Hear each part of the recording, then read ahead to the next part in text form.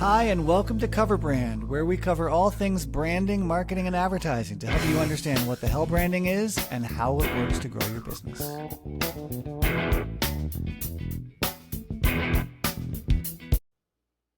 Welcome and welcome back to Cover Brand. I am Ethan Decker, and today I have on the show Nic Hinwood. Hi, Nic. G'day. Hello. G'day. Okay, you say you're from nowhere, but you are clearly from somewhere. So where are you calling from today? Tamworth, New South Wales, Australia. Tamworth. Okay, what's the nearest airport? Tamworth. Oh, right. What do you want? Do you want international airport or? Sure, let's go to that one next. Yeah, that always helps. Yeah. So no, we do have airports. We're not that's well, we got one. Sydney. If you want to be able to get to your area, you're going to Sydney. Okay. So when we get together for a cocktail, I'm going to be flying into Sydney and then to Tamworth. That's right. Fantastic. Absolutely. Okay. Before we cover brand stuff, we got to cover song stuff. So what cover song did you bring today, my friend? I brought a cover of Death Cab for Cuties, I'll Follow You Into the Dark. Oh, it's nice.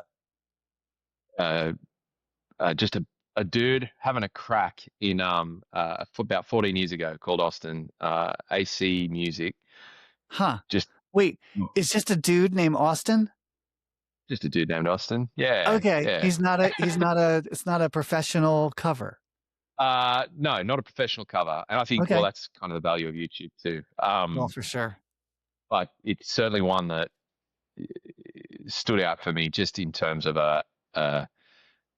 he's just nailed it. You know, when you enhance a cover, and he certainly was able to do that. And it's kind of underground and cool little following. Is it it's a faithful cover? Because I Will Follow You is a mellow acoustic song, right? It's just that's right. The guy and his guitar. So Austin does the same. He does. Yeah. Okay. Yeah. Yep. He stays pretty true to the format and the form. Why do you like that version so much? Why do you like that cover? I think I think it might be a bit of the underdogness of it. It's kind of a guy having a crack. Yeah. And the just absolute melting kind of feeling you get from listening to him, and I think this element of surprise, if you do watch it, you know, it's I find that when people have the ability to sing and just take you on this journey that just hits so different to a well-polished band, I guess. Right. Okay, wait. So it's this guy named Austin, and he goes under AC Music 7. Great handle. Yep, that's his handle. All right, I'm pulling it up. He looks unassuming. He's a heavy-set guy. He's wearing an X-Men faded T-shirt. Yep. It looks like he's got a printer or a I don't know, a washing machine, a broken washing machine behind him. Maybe he's recording in his bathroom or something. Yep. Good acoustics in there. So this is, good acoustics in the bathroom. That's a good point. Okay. So when you say underdogness, that's what you mean. He's unassuming. He's a bloke in a bathroom and he does not look like anything. He's one of those surprise people on the X Factor or America's Got Talent, right? 100%. That's why. And then his voice is it good? Does he sing it well? We're going to play it? Well, we'll play it after. You know what? I'll see if it's actually available on Spotify because I have a whole playlist of all of our covers on there. He does have it on iTunes. It's we'll see. Yeah, he's got the pipes. Okay. So, okay, cool. So it's that underdog. Like he doesn't look like he's going to blow you away. And then he crushes it. Nice. Yeah, I like that. Okay. I'm here for that. Shannon Boyle. Was that her name? The old lady? Susan Boyle. Susan Boyle. Yep. That's the classic, the ultimate. Susie B. Yeah. She looks like she's going to be dusting old cabinets. And instead she kills you with a Les Miserables song. Yeah. Great pipes. Okay. So Austin of AC Music 7 on YouTube Mm. is your cover. Good Generally. choice. I like that. And it's a lovely song too. Mm. Nice. Thanks for bringing that. We will be right back after these messages. This episode of Cover Brand is brought to you by Awareness Water, the beverage you only notice once you've already bought it 6 times. Crisp, forgettable, everywhere. Look, it's in your hand right now. Here at Applied Brand Science, we keep our brains stocked with it all the time. Awareness Water. Stay hydrated, stay top of mind. And we're back with Nic Hinwood to talk about brands. We've covered off on cover songs. Now let's cover off on some brand stuff. Nic, for those who don't know you, talk about your business. Tell us about your company. Yeah, for sure. Keo, we're a brand and marketing agency. We've been around for 16 years, based regionally in Tamworth, as I mentioned before. And our primary job is to help businesses or business owners, what we call voice the feeling. And our perspective there is they've been champions of their business for 5, 10, 15 years. They've been able to be incredibly successful in their way, and they're suffering from issues that we see as branding issues or marketing issues, and we connect with them and help them kind of get an understanding of what that feeling is that they provide to customers, and what that experience looks like. Nice. And then turn that into a voice, a message that they can then send out through their staff, their partners, their customers, their clients. Got it. Into these their are branding, market. marketing, and advertising services. Yeah. Like, okay, cool, good. And Keo, Keo, is that how it's spelled? Yeah, Keo. Okay. I wish there was a funky story behind the name. When I was studying, we had to come up with corporate identity, and I think at the time I had a real obsession. Straight out of high school, I was into the djembe, the percussion drums, the African drums. Yeah, djembe. Yes. Yeah, djembe. And it was quite good. Yeah. And got deep into the culture. And discovered these Ghanaian symbols called a dinkra, which I was just fueling my kind of design journey as well.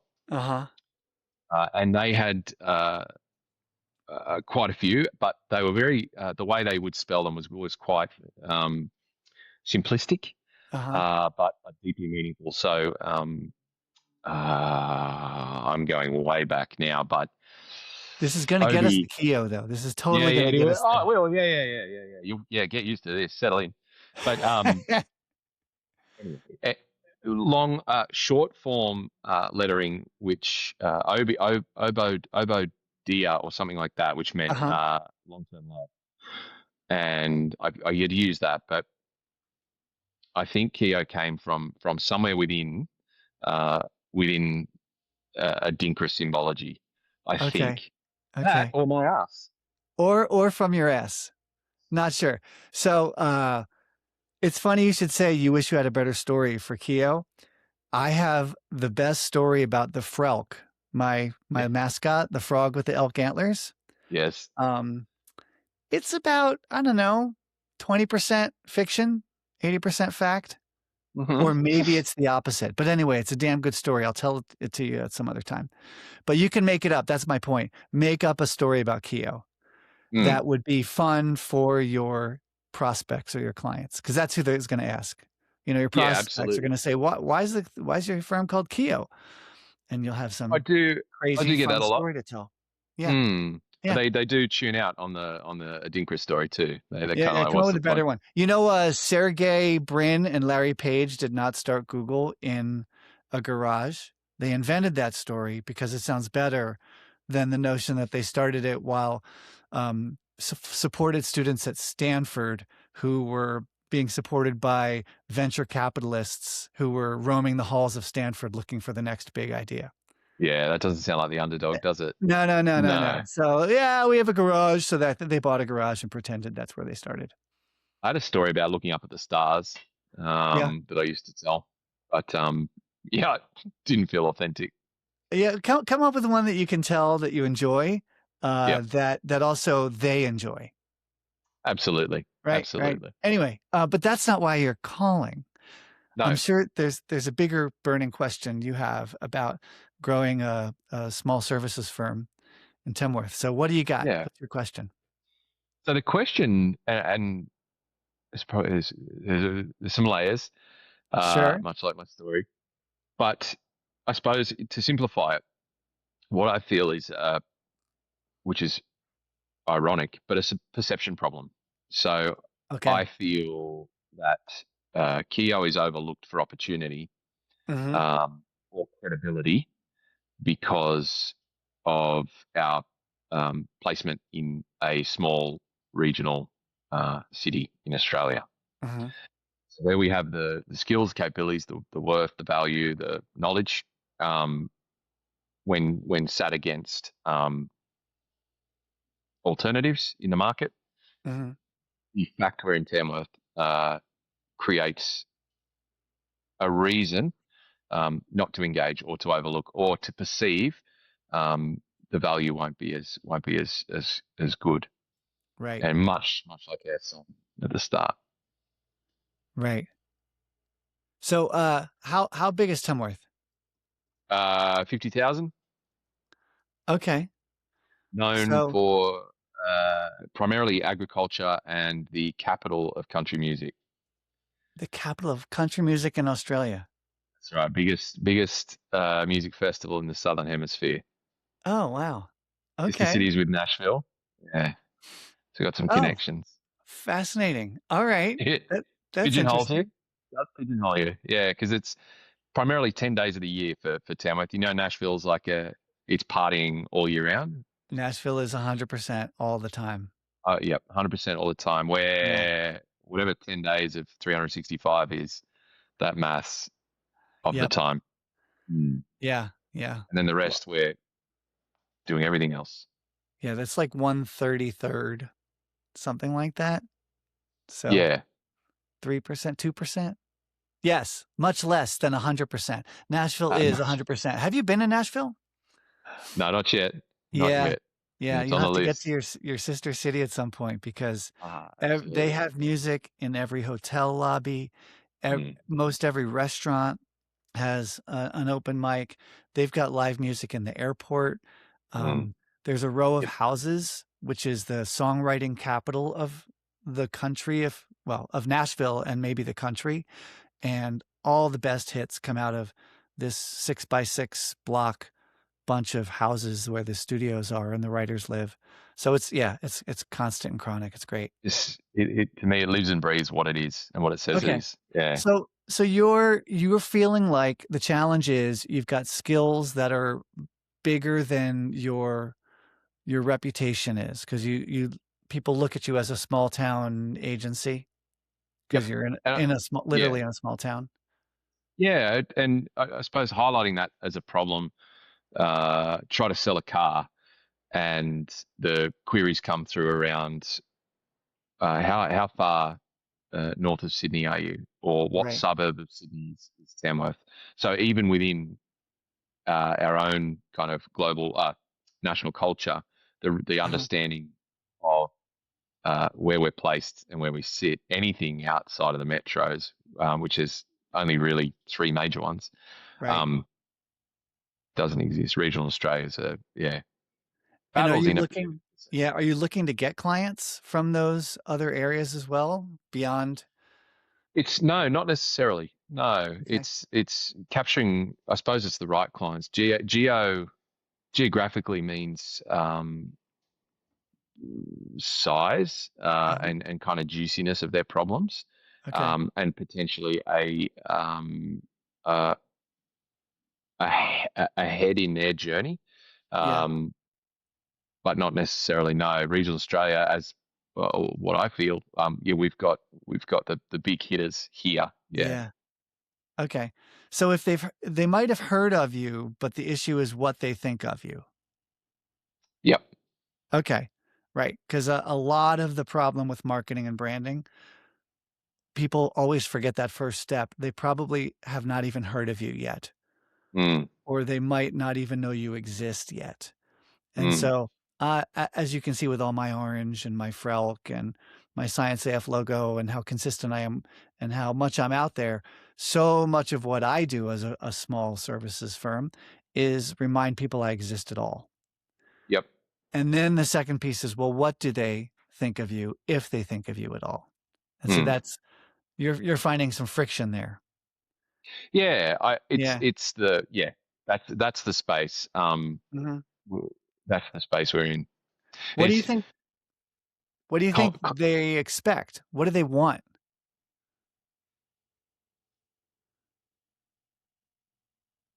I think yeah, great question. I think when the it could be convenience. Mhm. It could be potentially that sense of is there a risk that they don't get it? Mhm. Um, is there a risk that uh, be, why Tamworth? Because it's not where the agencies hang out. Right. It's certainly the ones that are at all the awards, at all the industry conferences. Mhm. They're in Melbourne and Sydney, Right. um, and there are hubs. Right. So your challenge is to kind of, well, it's twofold, and there are a couple ways maybe you could pick at it, and then you'll have to see which work. Of course, is Mm, the other thing. mm, One of the things that will help decide what to do though will be this question I just asked of what is it your prospects are really looking for? mm. What is the feeling they want from an agency?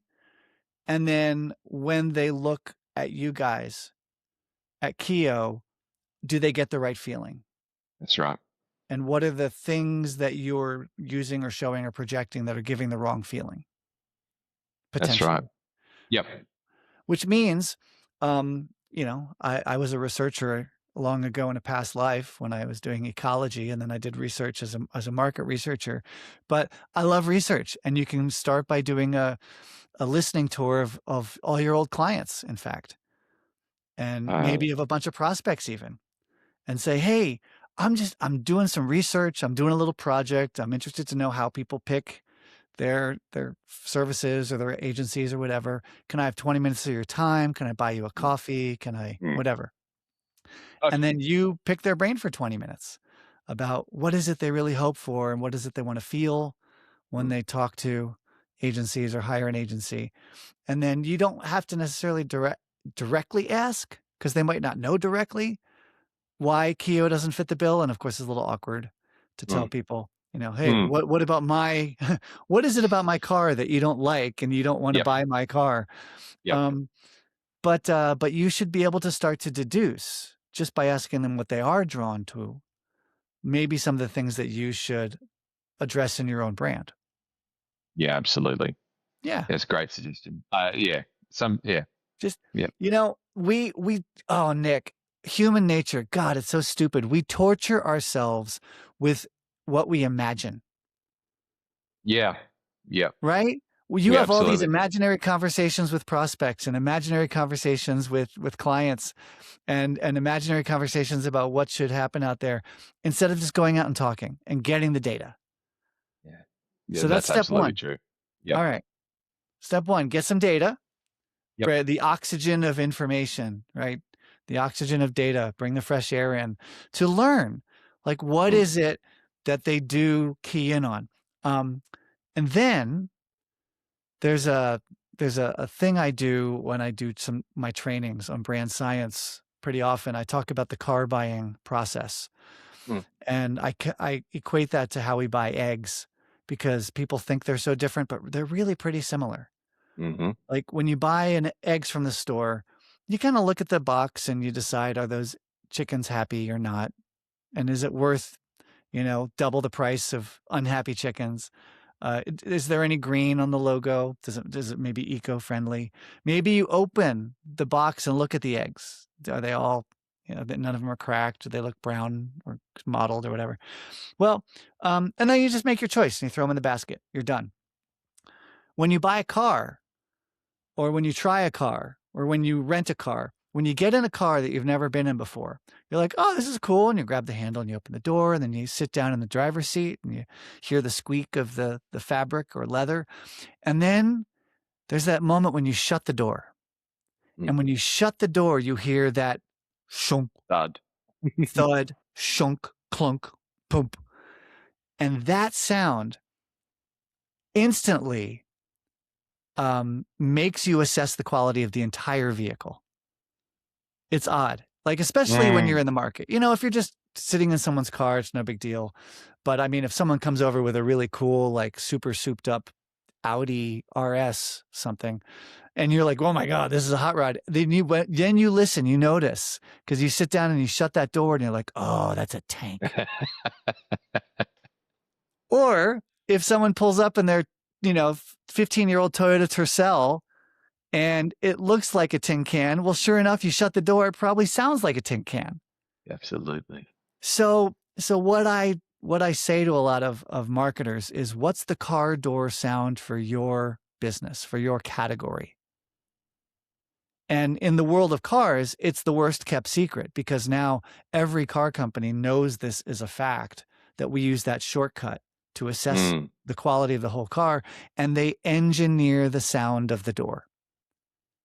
They don't just engineer the sound of the horn and the sound of the engine and the sound of the clicker of the turn signal and, the little actual sounds, the ding that your lights are still on. Yes. They engineer the sound the door makes when you close it, so that it feels like it's quality, like it's a Rolls Royce and not a tin can. So that's incredible. It's really, it's fun. And then the hardest part, which really makes people scratch their heads, and I have yet to be asked back to actually do the research to find the car door sound for your category. But the head scratcher is, you usually can't just ask your customers, because most people don't know. Like, if I were to ask you, hey, how do you assess the quality of a new car? That's a feeling, right? You'd say, I don't know. I mean, I go to Edmunds or caranddriver.com, or, I look at are the buttons, do they feel plasticky or do they feel good? You're kind of grasping. You'd probably never say, oh, I listened to the car door sound, because you might not even know you're listening to the car door sound. Yeah, so absolutely. What are the unconscious cues that shoppers, that your clients or your prospects are queuing in on, that help them assess whether Keo is the right agency for them? Absolutely. I think that's where I overthink that problem on the perception, because the cues are around the location outside of right business. So if location, in one sense, if location is your biggest flag, biggest issue, biggest potential barrier, and they may or may not even say it explicitly, then the recommendation might be, how can you either flip or twist what Tamworth means to people, or what it means to be a small town agency, or how can you deposition what it means to hire an agency from Sydney? Yep. For instance, on the back, I think it's, well, I don't know if it's on the back anymore, but in the boxes of Apple products, they don't say made in USA. They don't say, because it's not, first of all, or made in China. They don't say designed in America or designed in California. They say designed in Cupertino. Ooh. Right.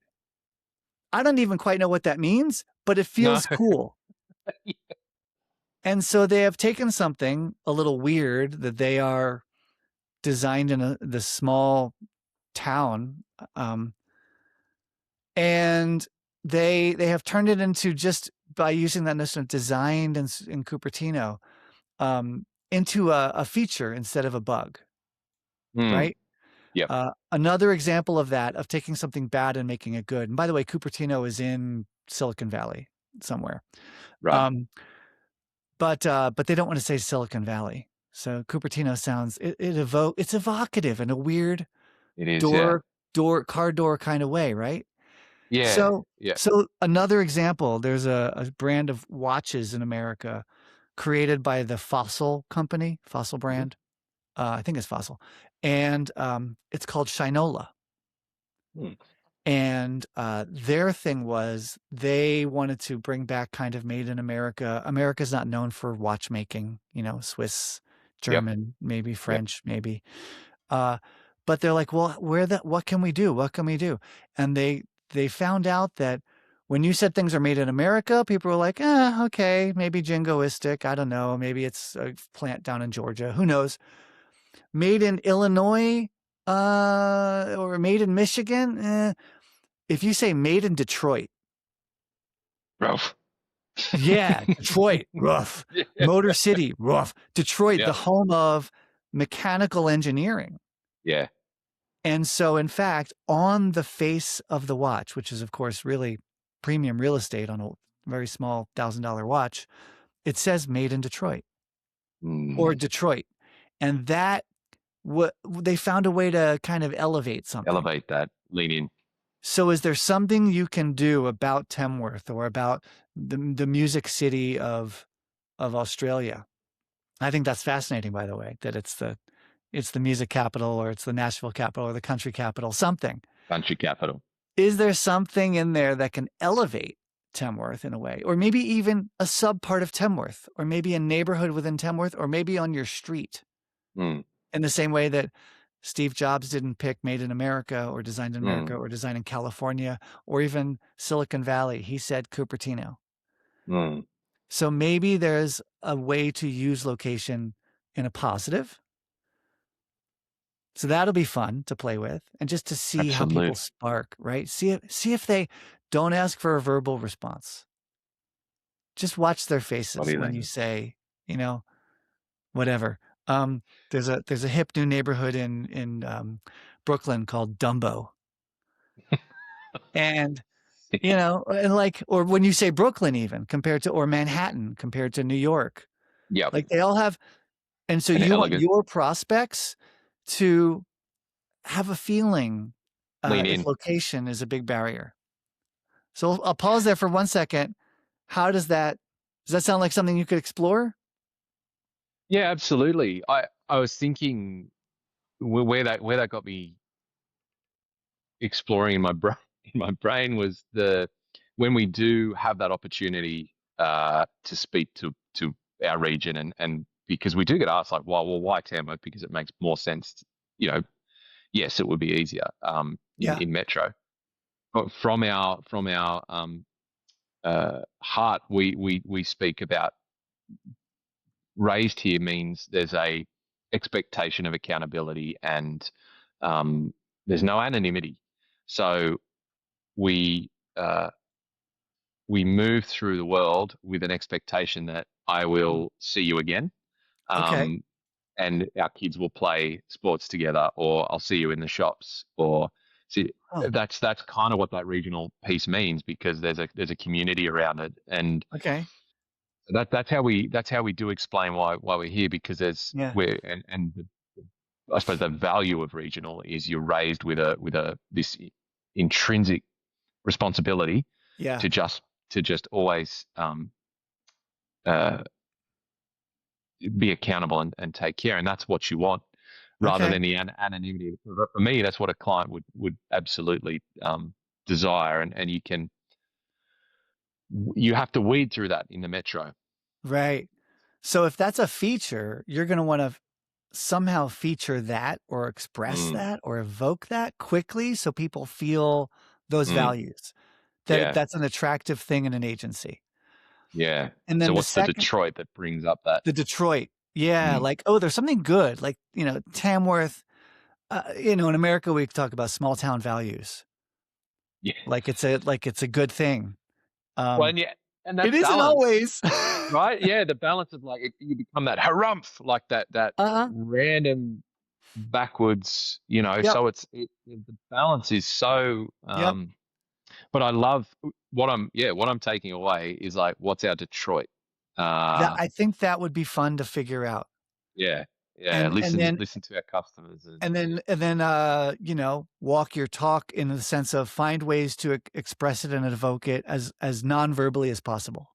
mm, Then the second thing is, how do you deposition Sydney?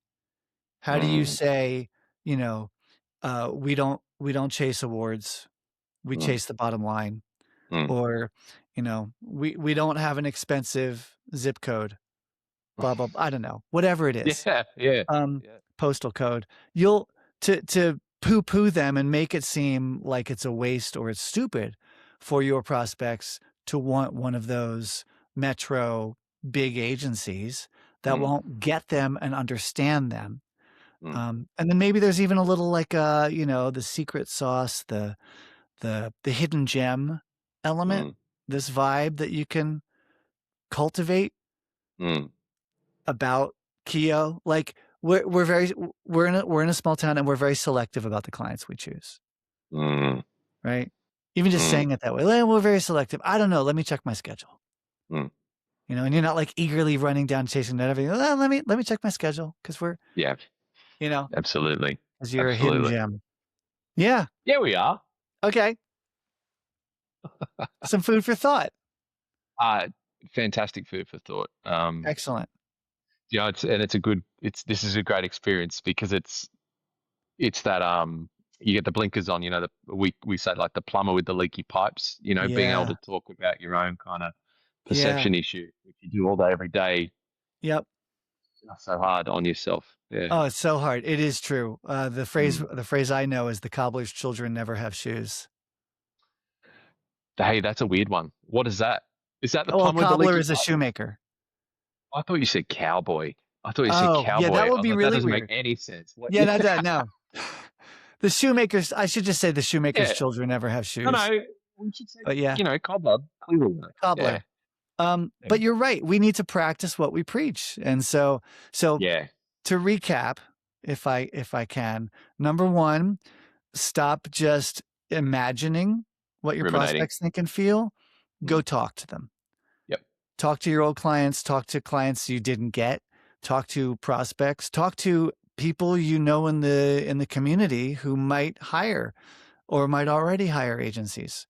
Mm. Um, get some data about the pros and cons of Tamworth, and then Mm. play with the notion of how can you dial up the desirability, the positive attributes, the sexiness of Mm. Tamworth. Is there any way Tamworth could become intriguing or make someone really want that out of an agency as opposed to, No, yeah, there is. Yeah, let me think. yeah. All I'll right. take some work. Yep. Yep.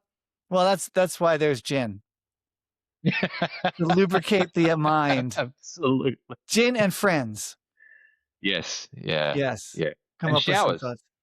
Sorry? Not showers, not all together, just Oh, shower thinking, Yeah. yes, shower thinking. Good stuff. Well, whatever your mode is, like I apparently think very well with my mouth. Some people much prefer going for long runs and all the ideas Like come you to them. open. Oh, I as go, you talk rather yeah, with than. when I talk. I go Yeah. for a run. I never come up with any ideas. None. Interesting. It's just not where the ideas happen for me. They never happen at the desk. Oh, yeah, and um, oh, you got time for like a quick story? Bring it on. Okay. It's Yes. quicker than it did.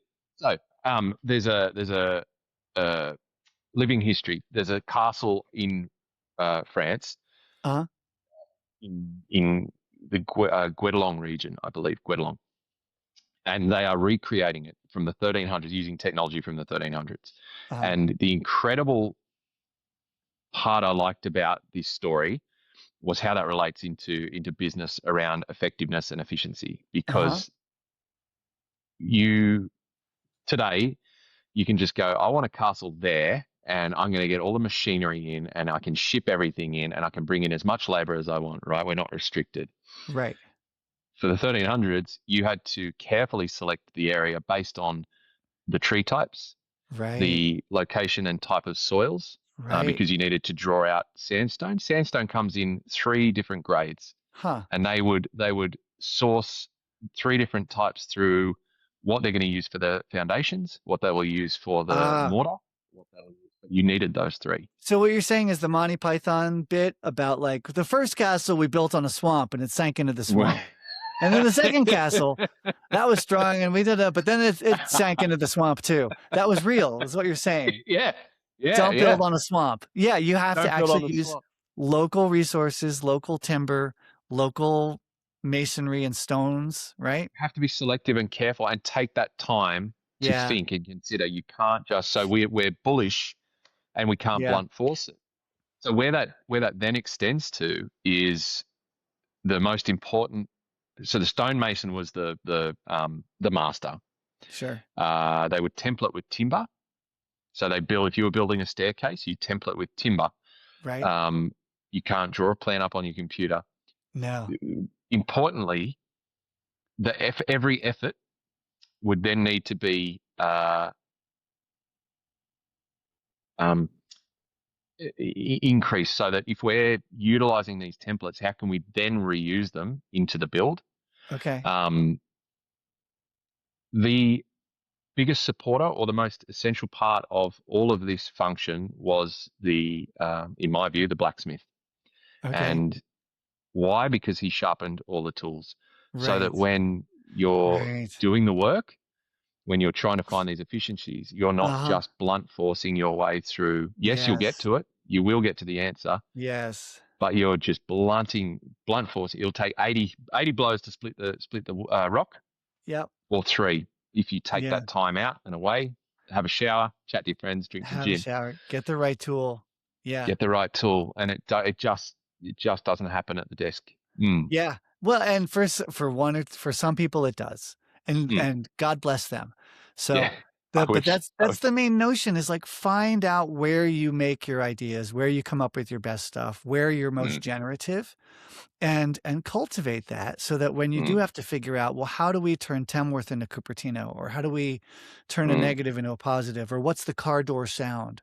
Or maybe, I mean, frankly, Nick, it might not even be about Tamworth. Maybe it's another attribute or aspect of being an agency that will get them excited about working with Keo, instead of being like, Keo, huh? But whatever that car door sound is, you gotta figure out the runs, the showers, the ping pong games, the gin cocktails, whatever it is. What brings it? Yep. Great. Love it. Thanks for coming on the show. Thanks for bringing your questions. My pleasure. Thanks so much for having me. We'll talk soon, because A, I want to hear how things go. And then B, I want to have you back for an episode of Shop Talk, so we can talk shop, marketer to marketer. Fantastic. Can't wait. Marketeer to marketeer. Have a good one, Nick. Cheers. Thank you, Ethan. Cheers. Are you planning a big team offsite, a sales meeting, or a large company event, and you want to bring in a speaker who will blow people away? Then your first call should be Oprah. But if you can't get Oprah, call me. Also, if you got something out of this episode, think of one person who might also get something out of it and send it to them as a way of saying, hey, thinking of you.